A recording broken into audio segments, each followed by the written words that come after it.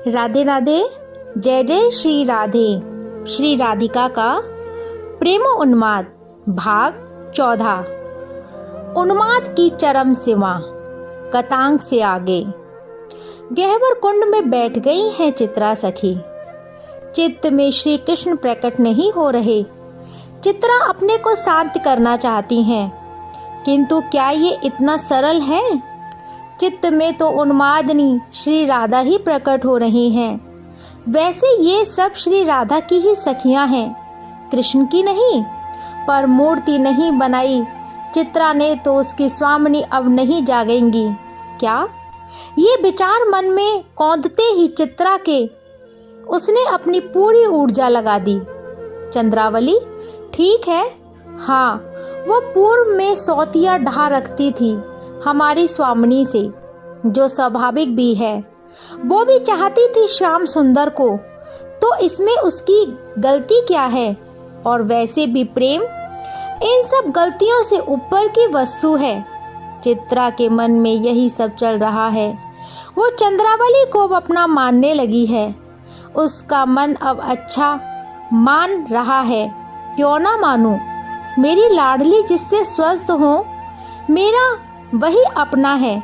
यह सोचते हुए चित्रा कुंड में झुकती हैं। गहरा बहुत है यह कुंड, गह्वर कुंड ऐसे ही नहीं कहते इसे। हाथ नहीं पहुंचा चित्रा का तो उसने गोता ही लगा लिया और मिट्टी तल से निकालकर बाहर लाने लगी। दोनों हाथों से मिट्टी ला कर किनारे में रखती गई। फिर जब मिट्टी मूर्ति के लिए पर्याप्त हो गई तो बैठ गई। अपने केसों को बांध लिया, साड़ी को संभाल लिया और बैठ गई। आंखें बंद कर लीं। श्री कृष्ण, वो चंद्रमुख, सुख की तरह नासिका, कमल नयन, वो मिट्टी सी बनाती गई। इस कलाकारी में ये सिद्ध है। ओहो, चित्रा के हाथ रुक गए। उस दिन मैंने स्वामिनी को, चित्रा खो गई। बात है श्याम सुंदर को, जब प्रियाजू ने प्रथम देखा था। चित्रा, ओ चित्रा, उल्लाहड़ सुकुमारता से रची बची किशोरी चहकती हुई आई थी। हाँ हाँ, क्या हुआ स्वामिनी? चित्रा ने भी पूछा था। स्वामिनी क्यों कहती हो? मुझे अच्छा नहीं लगता। हमें पता है, किंतु ये स्वाभाविक है।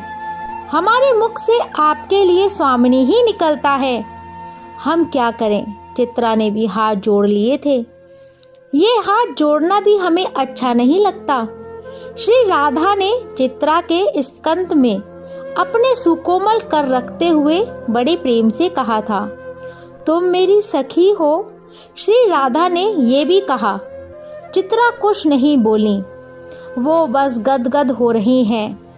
अच्छा सुनो चित्रा, मेरे लिए एक चित्र बना दो, आप आज्ञा करो। चित्रा की इस बात पर फिर आज्ञा। श्री राधा ने अपनी आंखें दिखाईं। मुझे ये शब्द प्रिय नहीं है। चित्र के विषय में आप कुछ बताओगी? चित्रा ने पूछा। हाँ, श्री राधा के नयन खो गए थे। नील वर्ण, कमल नयन, अधर अरुण, कपोल पुष्ट, शंख ग्रीवा आदि आदि वो खो गई थी। ये कौन है? बना भी दिया था चित्रा ने, और अब पूछ रही थी। दिखा दिखा नेत्र खोलकर चित्र से मांग रही थी। श्री राधा रानी, नहीं, पहले बताओ ये कौन है? चित्रा भी अब विनोद करने लगी। इनको मैंने आज देखा चित्रा, मैं तो अपना मन हार गई। दे बैठी। चित्रा ने वो चित्र दे दिया था। श्री राधा रानी अपलक उस चित्र को देखकर बोली, हाँ यही है। फिर चित्रा के हाथों को चूम लिया था। चित्रा अपने हाथों को देखती है। उसके नेत्रों से अश्रु बह चले थे। उन श्री राधा रानी की ये दशा, क्यों छोड़कर चले गए तुम निष्ठुर? वो मूर्ति को ही कहती हैं, क्योंकि मूर्ति बनकर तैयार हो गई थी। तुम्हें दया नहीं आती? कोमल से भी कोमल हमारी किशोरी, उनके ऊपर इतना अत्याचार क्यों? चित्रा बिलख उठी हैं, किंतु उसे अब कृष्ण को गाली देने में अपने समय को व्यर्थ नहीं करना है। उसे तो अपनी स्वामिनी को देखना है। हाँ, ये कहते हुए चित्रा ने अपने आंसू पोंछे और मूर्ति को लेकर वो चल पड़ी अपनी श्री राधा रानी के पास। चंद्रावली को ललता ने संकेत किया, देखो चित्रा मूर्ति बनाकर ले आई है। चंद्रावली प्रसन्न हुई। वो चित्रा के पास गई। देखो चित्रा, इस कदम्ब के नीचे, हाँ यहीं, यहाँ रख दो मूर्ति को। मूर्ति को देखो। चंद्रावली ने तो वो भी देखती ही रह गई। वाह, बहुत सुंदर मूर्ति बनाई है। फिर मूर्ति को विराजमान करके श्री राधा जी के पास चंद्रावली आ गई। देखो देखो सखियों, अब हम सब कहेंगी कि जय हो श्याम सुंदर की। फिर सब कहना जय हो जय हो। आइए, आपका स्वागत है श्याम सुंदर। चित्रा बोली, सबको यही दोहराना है। कब तक? सुदेवी सखी ने पूछा। इधर उधर देखकर चंद्रावली बोली, जब तक राधा जाग न जाए। सब कुछ तैयार हो गया, मूर्ति भी रख दी गई। मूर्ति चमक भी रही है। जय हो श्री राधा वल्लभ लाल की जय जय जय। जय हो श्री बांके बिहारी लाल की जय जय जय। जय हो श्री राधा रमन लाल जू की जय जय जय। फिर एक स्वर से सब बोली, आइए श्याम सुंदर, आपका स्वागत है। इसी बात को दोहराया जाने लगा। एक बार, दो बार, तीन बार। सब सखियों का ध्यान श्री राधा रानी पर केंद्रित है। उनमें कुछ चेतनता आई कि नहीं। सब देख रही हैं, निरीक्षण कर रही हैं, पर कोई लाभ नहीं हुआ।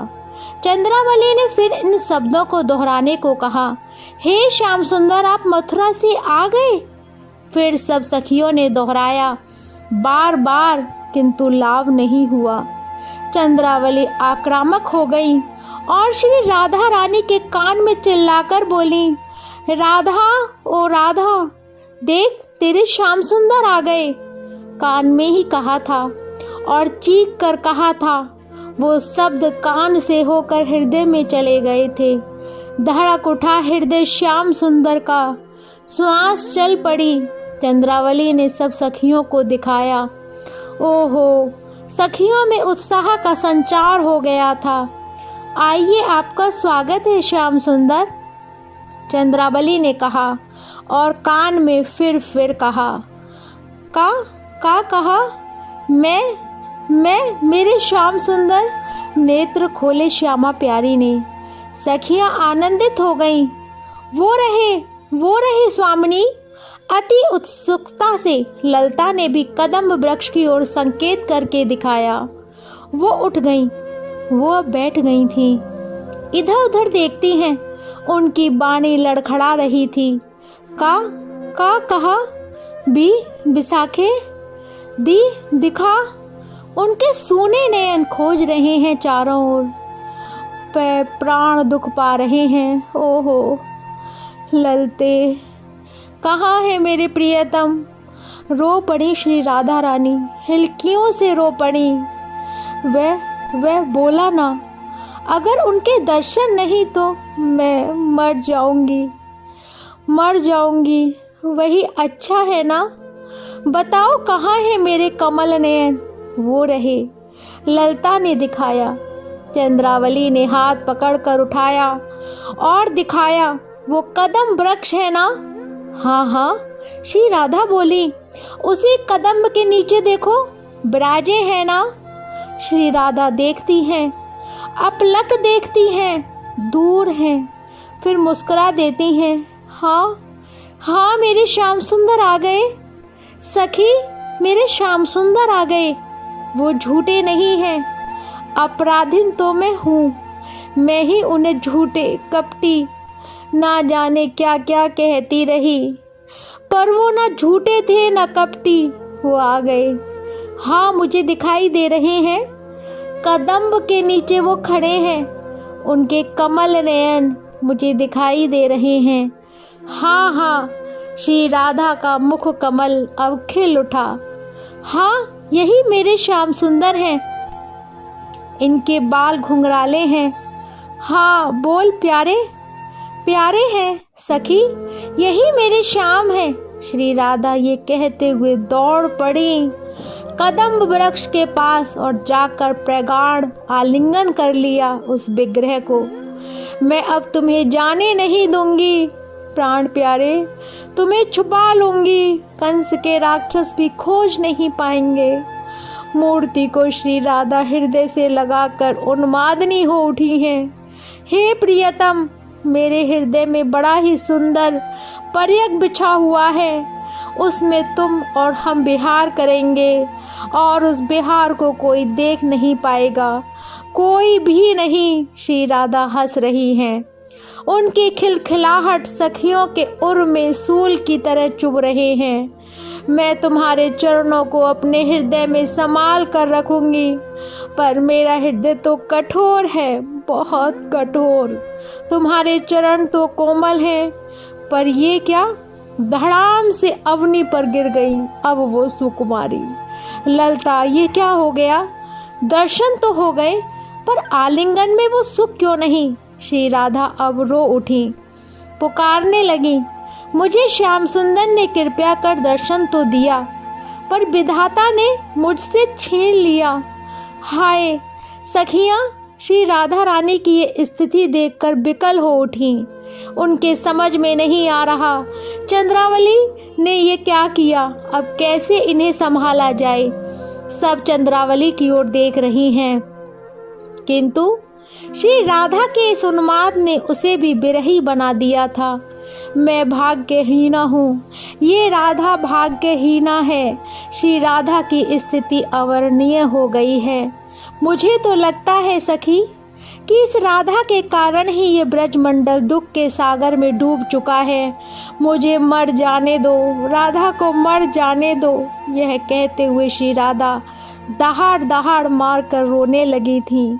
अपने अश्रु पहुँचते हुए चंद्रावली आगे आई और रुदे कंठ से बोली, राधा मेरी बहना, मुझे पर विश्वास कर, अब मैं तुझे इस बिरह सागर में डूबने नहीं दूंगी। राधा शांत हो, देख मुझे अपना मान, मैं चंद्रावली हूँ।